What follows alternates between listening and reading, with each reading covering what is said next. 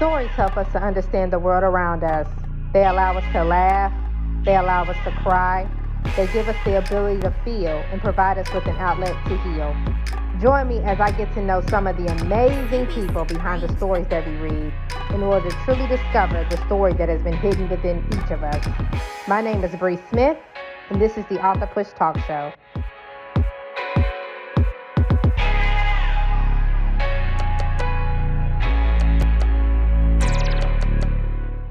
Welcome to the Author Push Talk Show. I'm your host, Bree Smith. Today we have an incredible guest. Her name is Rae Lee. She's going to be talking about her children's book, Big Trucks, Big Trucks. I cannot wait to hear more about this. So welcome to our show today, Rae Lee. So can you tell the people a little bit more about yourself? Yes. Again, my name is Rae Lee. I am the author of Big Truck, Big Truck. I am a children's author and also a writer. And I am from the Midwest, and I love writing, reading, and all that great stuff, and anything that's fun and educational. Amen. What part of the Midwest are you from? Illinois, not Chicago, but like the southern part. Yes. Oh, okay. Yeah, I grew up in Louisville, Kentucky. So okay, up the road, down the street, neighbor. Okay.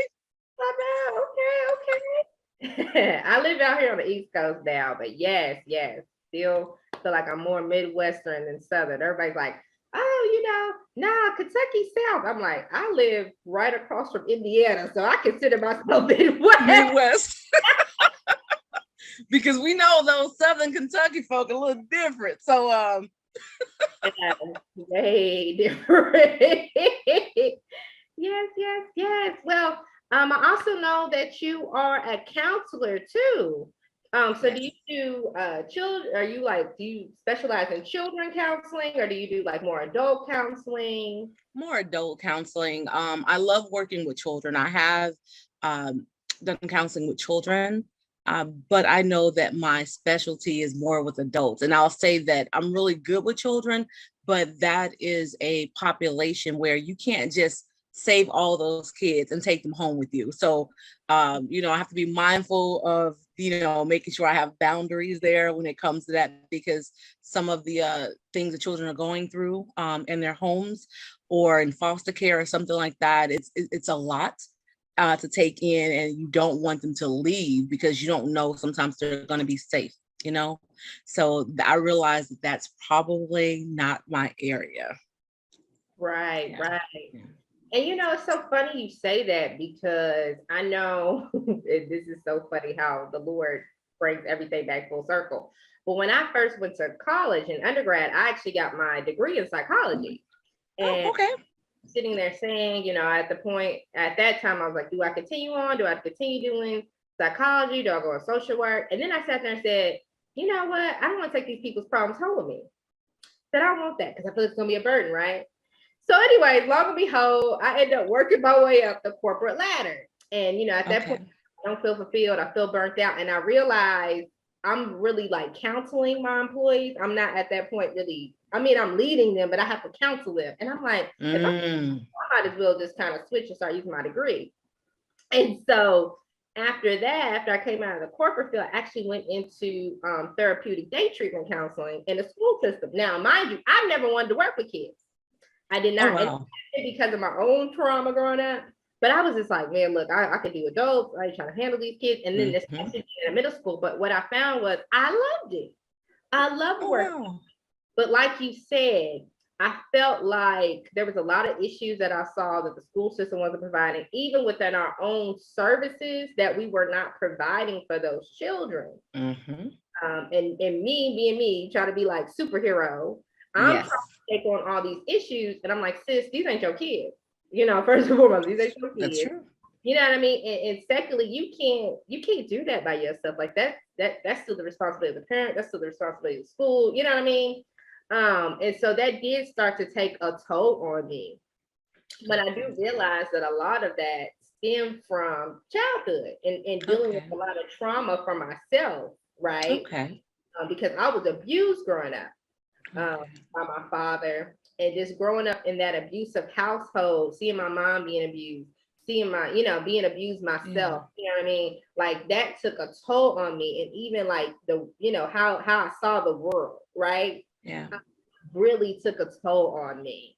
So I commend anyone who is out there and you can handle that. Me, I can handle it to an extent, I would say. Yes. I do find it fascinating because I ended up writing, that's how we connected. I ended up writing a children's book based off my testimony.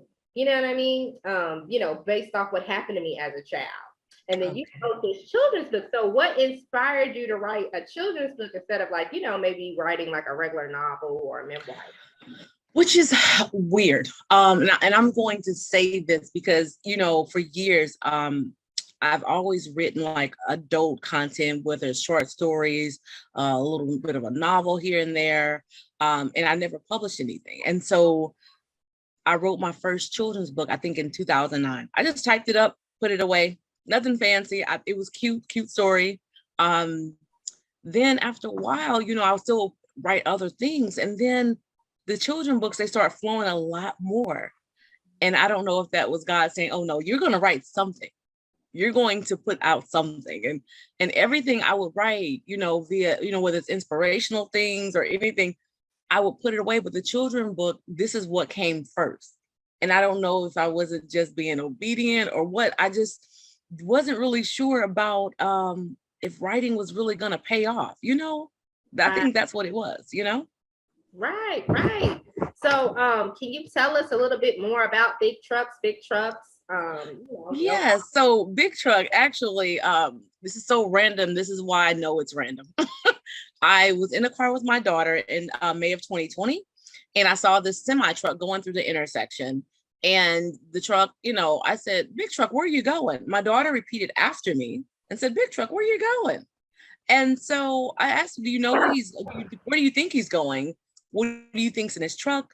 And I started to have a conversation about logistics and transportation and how it affects the economy and our communities. And so, I mean, not just semis, dump trucks, delivery trucks. We had a fun and great conversation about that.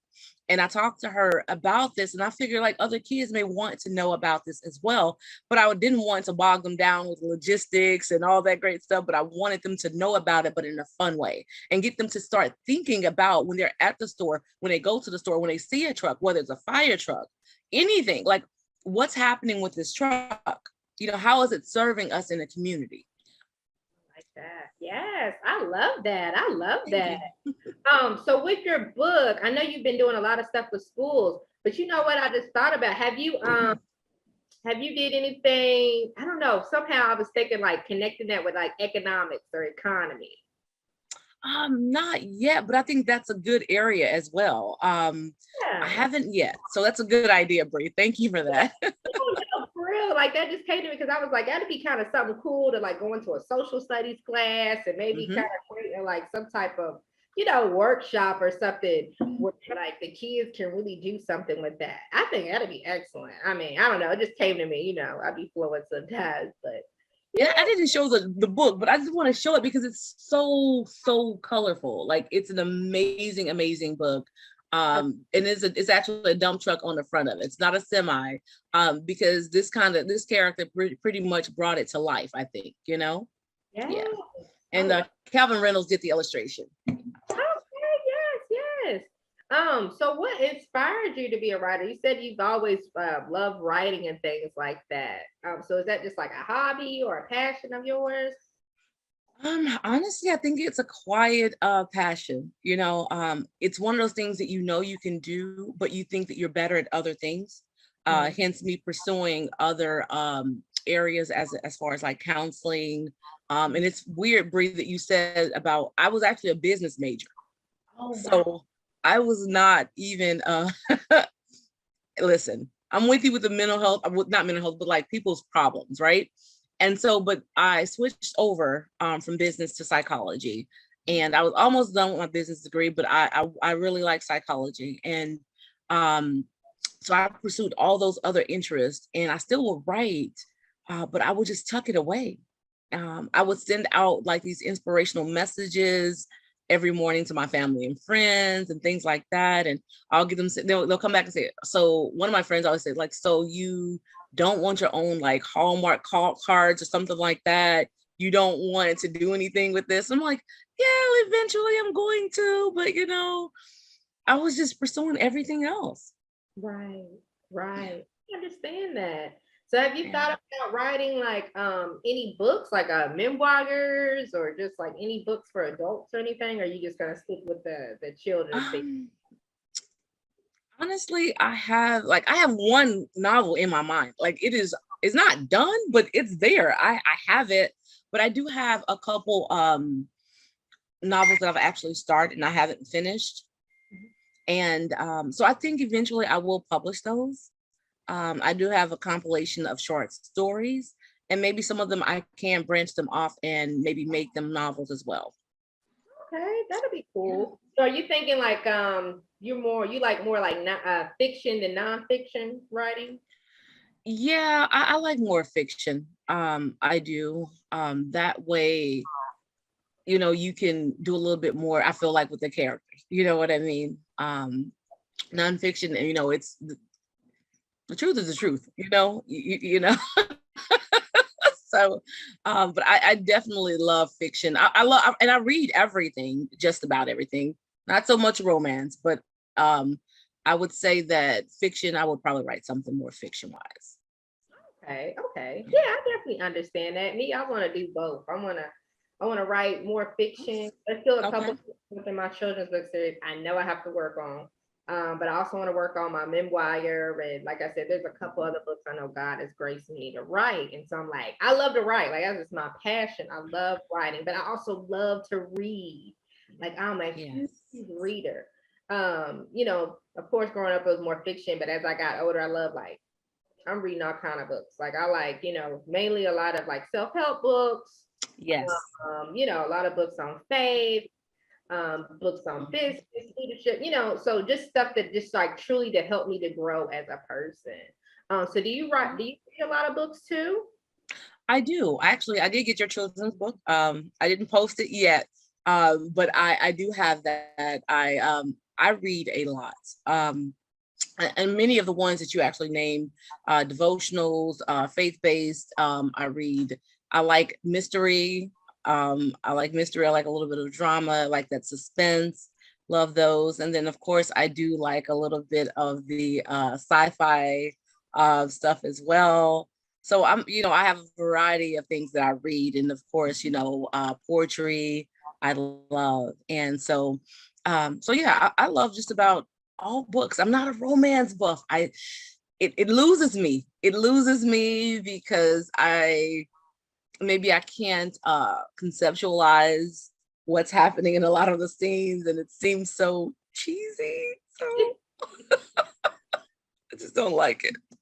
Oh wow, and it's funny because I know back in the day, before I got married, I would read like a lot of romance novels. You know what I'm Okay. saying?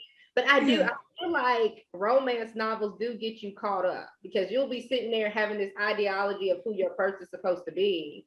And then when you get with somebody, you're like, hey, you ain't like how this book portrayed. You supposed Yes. you know, Exactly.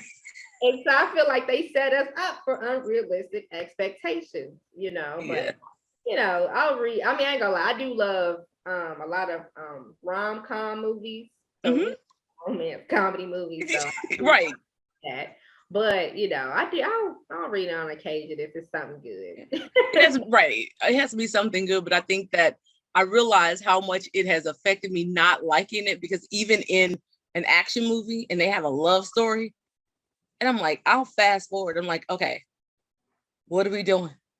Because we are in a crisis.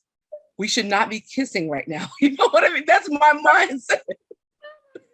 I mean, I ain't gonna lie, I do think like that too. Like, okay, come on, survival mode. That is so funny. So do you hear from a lot of your readers and stuff like that?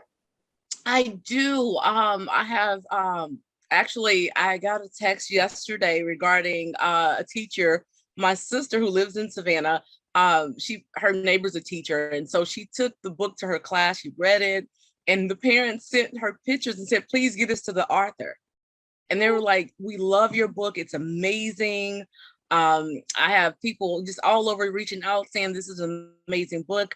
I went to this corporate event recently, and this lady said, "Hey, I saw you in December, and I just want you to know that my grandkids love this book."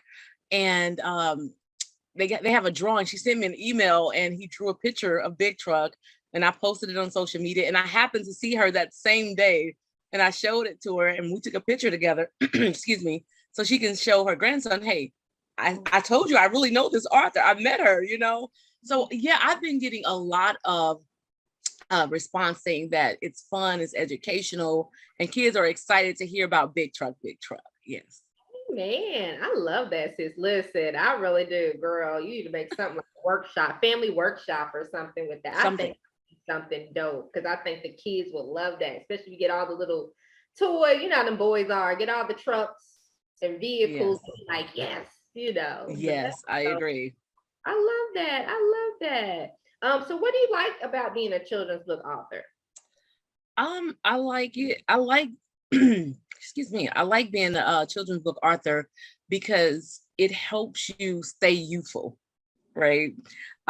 It helps you look at things through a child's eyes and realize that, you know, we can definitely take life serious, but also still have fun while we're learning, while we're growing. Um, and with kids, you know, they're like sponges. So that it is very intriguing to me.